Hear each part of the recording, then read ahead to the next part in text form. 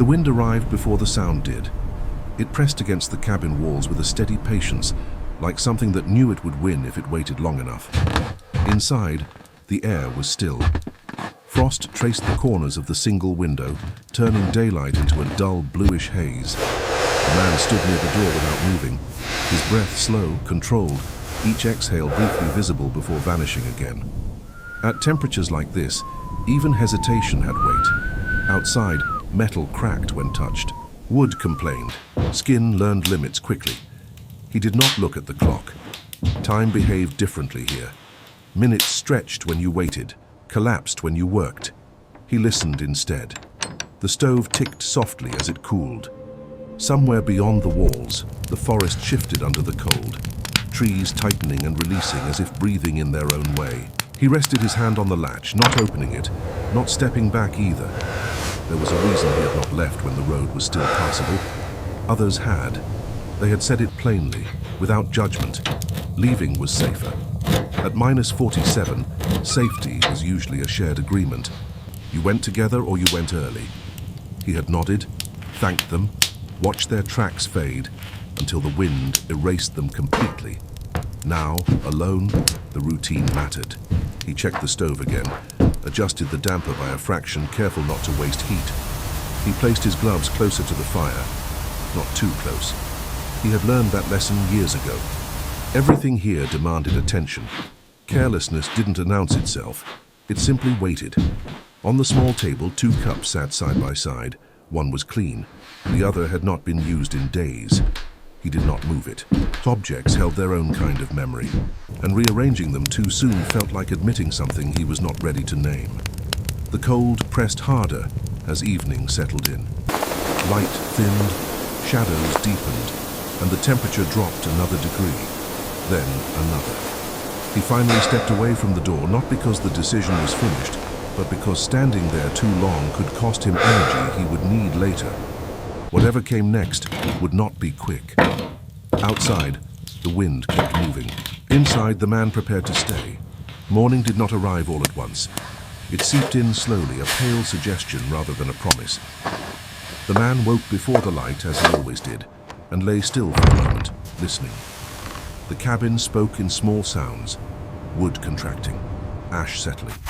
His own joints answered when he finally moved, a quiet reminder of years spent in weather like this. Routine gave shape to the day. He fed the stove with measured pieces, counting them without thinking.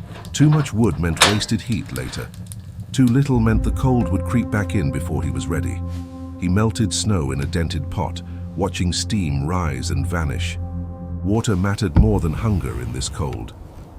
He drank slowly, letting warmth spread before it faded. Outside, checks were brief and deliberate. He wrapped his face, opened the door just enough, and stepped into air that burned the lungs. The cold was not dramatic. It was precise. He checked the generator housing, brushed frost from the fuel line, tapped the door closed again. Less than 3 minutes. Any longer, and fingers would start to forget what they were for. Back inside, he noted the changes.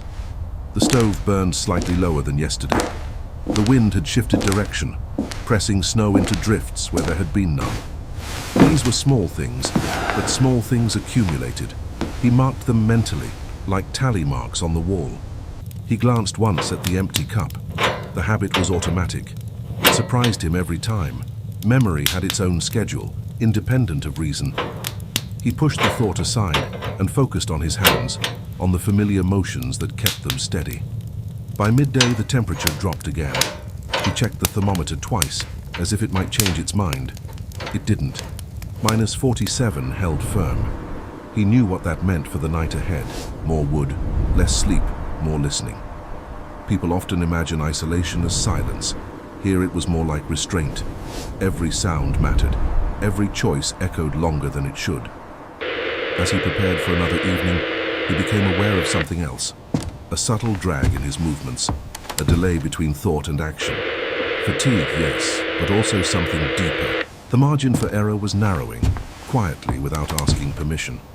The first sign came in the afternoon, disguised as inconvenience. The stove drew poorly, smoke hesitating before finding its way up the pipe. He adjusted it once, then again. Each correction bought a little time, nothing more. The cold outside tightened its grip, and the balance he depended on began to tilt. He considered the radio. It sat on the shelf, silent, its antenna angled toward the ceiling. He could call. He knew the protocol, but calling meant explaining, and explaining meant admitting that the plan he had chosen carried consequences for more than just himself.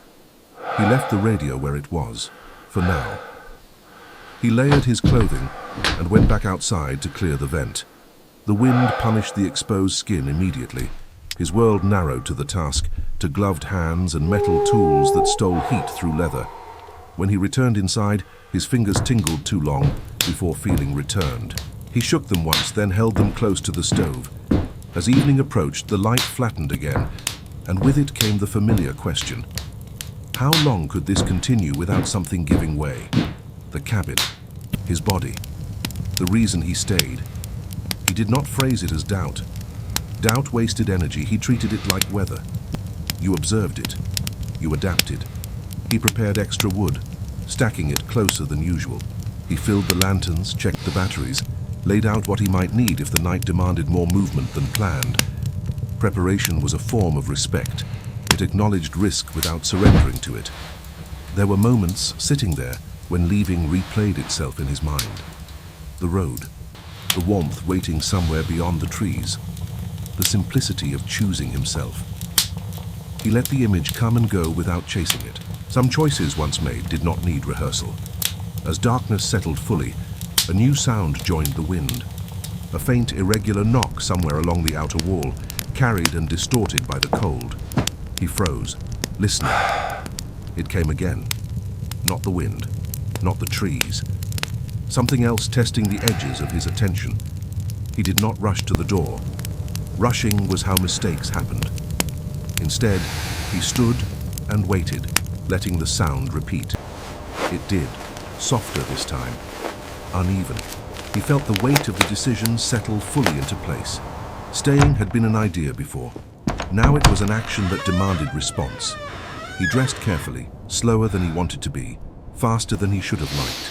Layers, face covering. The door opened just enough to let him see.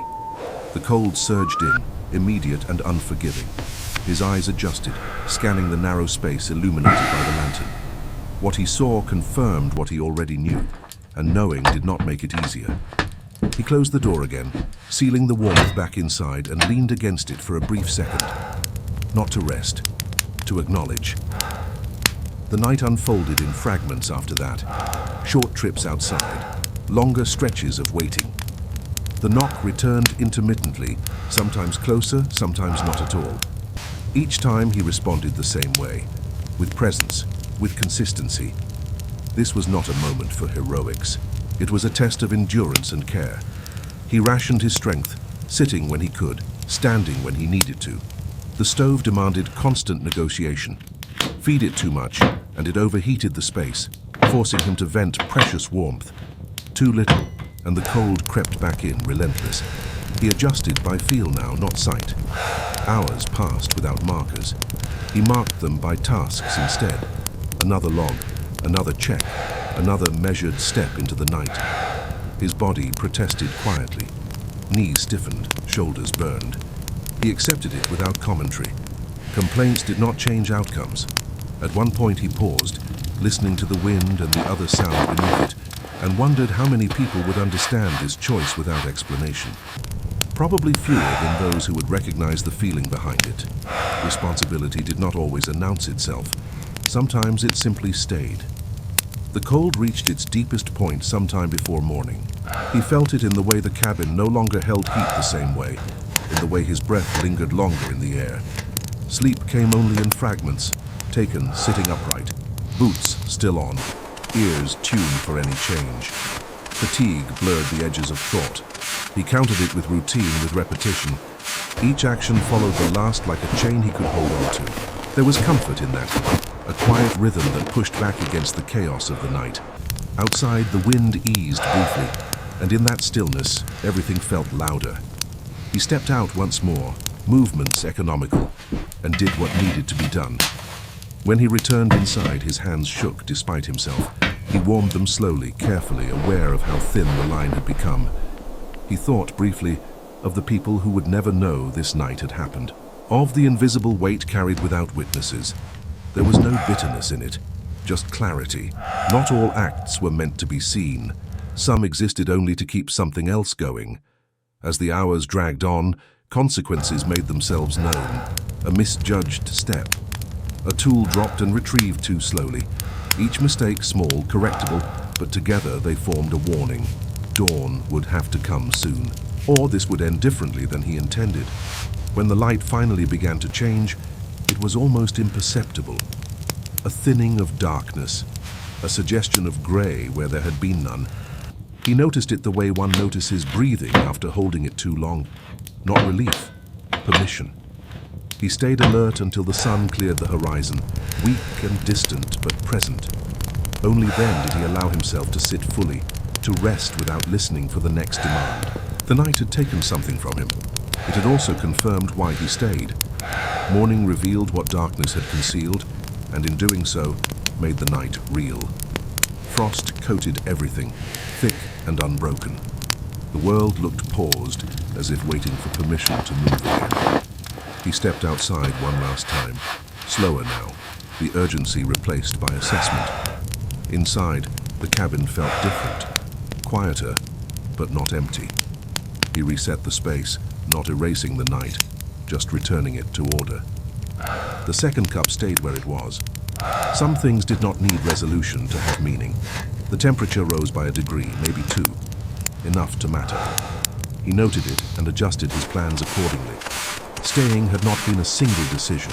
It was a series of them, renewed each hour, each check, each breath in the cold. In places like this, people often measure survival by what is endured. He measured it by what was protected. The road would open again. Others would return. Explanations would be offered or not. What mattered had already happened quietly, without ceremony. There are moments when choosing yourself is the right answer, and moments when staying costs more, but leaves something intact that cannot be replaced. Those moments rarely announce themselves. They arrive like weather, and you respond with what you have. As the light strengthened and the day moved forward, he resumed his routine, slower now, but intact. The cold remained. It always would. But so would the choice he had made. Embedded in the walls, the stove, the space he kept warm for someone else. Some people escape the cold.